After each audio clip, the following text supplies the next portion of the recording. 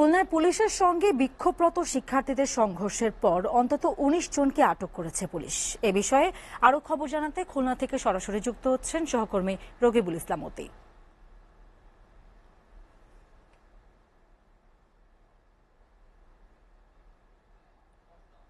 Moti, March for জাস্টিসের নতুন কোনো কর্মসূচি কি দেয়া হয়েছে? এ বিষয়ে আপনি বিস্তারিত জানাবেন।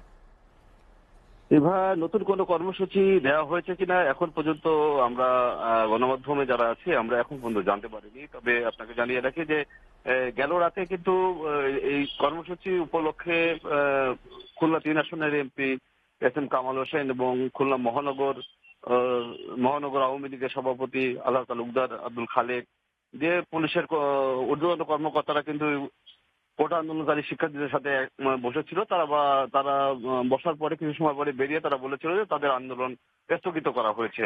তার কিছু সময় পরে রাত ১টা-১.৫টার দিকে নতুন করে আবার কর্মসূচি বলা হয় যে তারা এই বিবৃতি মানে না, নতুন করে তারা আজকের যে কর্মসূচি সেই কর্মসূচি পালন করবে এবং সকাল থেকে সেই কর্মসূচি পালনের জন্য বিভিন্ন সময় তারা বিভিন্ন জায়গা থেকে লোকজন আসা শুরু করে শিববাড়ি রয়্যাল মোড় চত্বর এলাকায়। কিন্তু রয়্যাল মোড় চত্বর এলাকা পুরোটাই পুলিশের নিয়ন্ত্রিত থাকে। এই কারণে ওই স্থানে কোনো মানুষ বা সাধারণ শিক্ষার্থীরা যেতে পারে না এবং বিভিন্ন অবস্থায় যারা আসার চেষ্টা করেছিল তাদেরকে আটক করেছিল।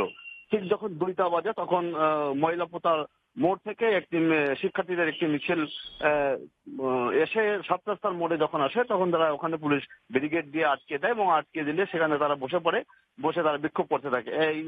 ঠিক তার অপর দিক থেকে কিন্তু পুলিশের আরেকটি টহল দল এসে তাদেরকে উঠে যাওয়ার জন্য অনুরোধ করে। যখন তারা উঠে না যায় তাদেরকে বারবার তাদেরকে উঠে যাওয়ার জন্য সুপারিশ করা হয়, কিন্তু না হলে পুলিশ তখন তাদেরকে লাঠিচার্জ করে এবং লাঠিচার্জ করে ধাওয়া পাল্টা ধাওয়ার ঘটনা ঘটে।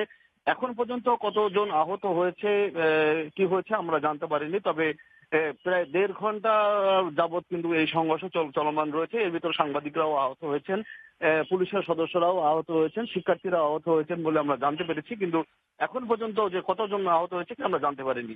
এখন খুলনার অবস্থা থমথমে অবস্থা বিরাজ করছে। এই ছিল আমার কাছে খুলনা থেকে সর্বশেষ খবর। ইভা। মতি, আপনাকে অসংখ্য ধন্যবাদ।